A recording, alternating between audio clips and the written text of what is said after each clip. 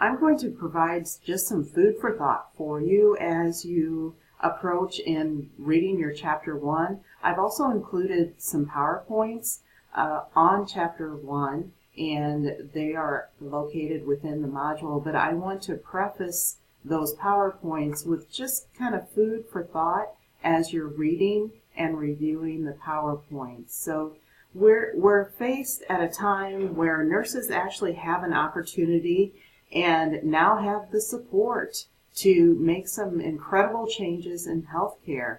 And much of the power behind those incredible opportunities, it's fueled from the IOM's report, The Future of Nursing.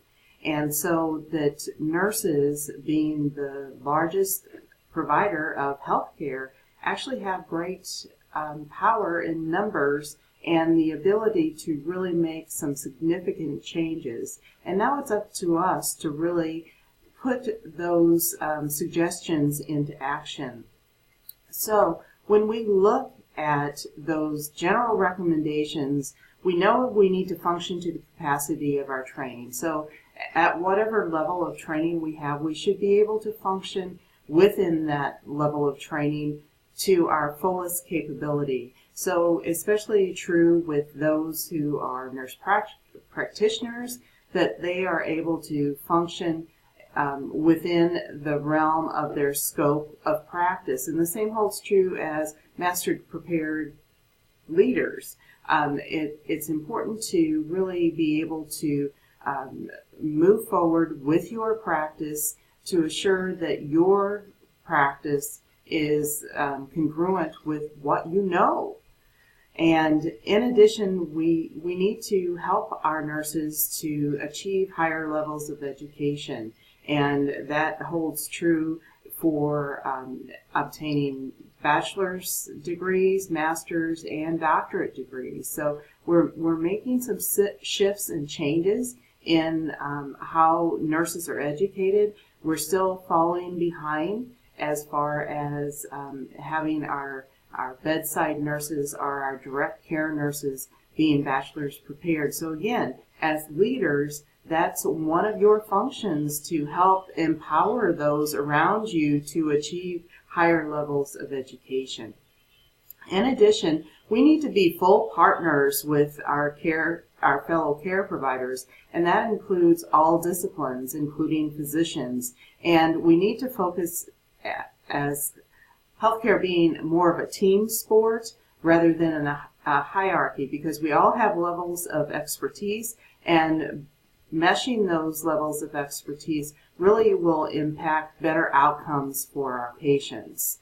In addition, we need to make sure that we have really good information, that we're basing our decisions on the most valuable information that's available at given time. So that means that we need to be very smart as far as what kind of data we're using to make our decisions. So as nurse leaders, we need to make sure that our practice evolves and that we really address the complexity of care that is experienced in healthcare right now. So again, we need to really take a step back and think about how we practice day in and day out. And many times we practice based on how we've practiced for a very long time. And healthcare has changed. So we also need to change our practice to be congruent with the very complex healthcare system.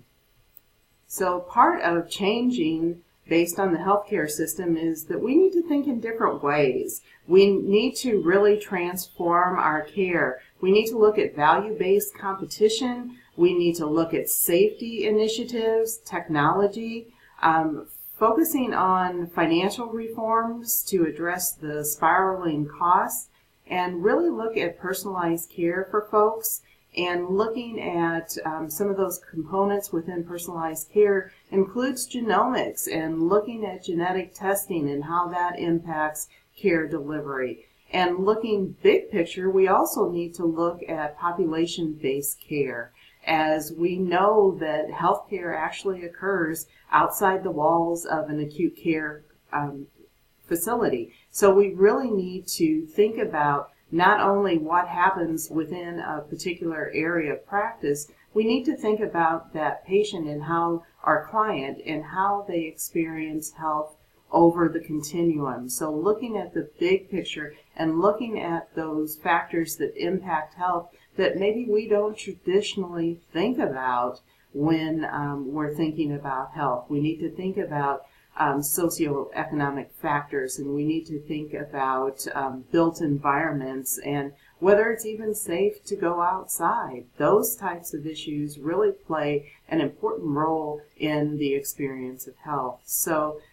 with that, another big picture focus is social networking and how our media impacts our care and how those that we care for perceive health as well, and looking at access to information and helping our folks to have that critical thinking ability, or to ask questions, to make sure that they really understand healthcare and that they're choosing good sites, or valuable sites, or reputable sites to find information about their own health.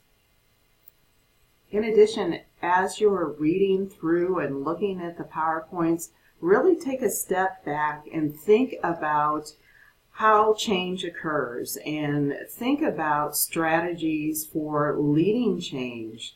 Look at change processes and really focus on developing your very own expertise in change practice. Many times changes are instituted, but they may or may not be sustainable. And that piece is very important, as sometimes we fall back into some of those habits that we've had before, even when a change process or improvement has occurred. So kind of keep thinking about your very own practice and how these concepts that we're reading about and learning about actually apply to what you're seeing day in and day out within your practice.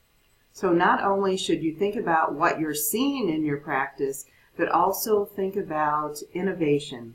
Think about what could occur that may empower, whether it be the staff or the clients or the patients, to have better outcomes. So very often we don't think outside that box. We think about what we've done in the past and continue trudging on because we're so very busy and there's so many things going on around us. When in actuality, we tend to hold on to things that we've done in the past that may not be effective anymore.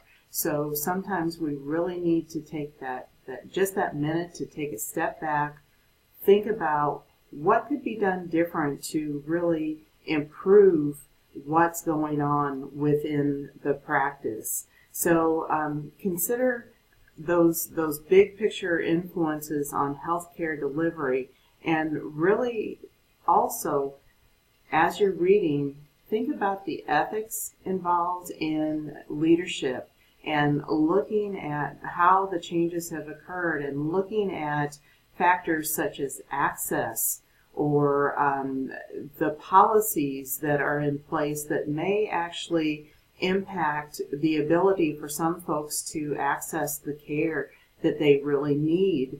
So not only are there rules and regulations out there, but sometimes those rules and regulations may be a barrier for some populations to actually achieve the level of health care that they need because of those barriers. So as you're doing your reading, take a step back, really think about how things are impacting your practice and how the concepts covered within the first chapter are really infused within your practice and may shed a little light on what you're experiencing right now. So if you have any questions or concerns, feel free to let me know. Have a pleasant experience as far as looking at the PowerPoints and really engaging in some reflective thinking as we're moving forward in our first chapter in our management and leadership book. Take care now.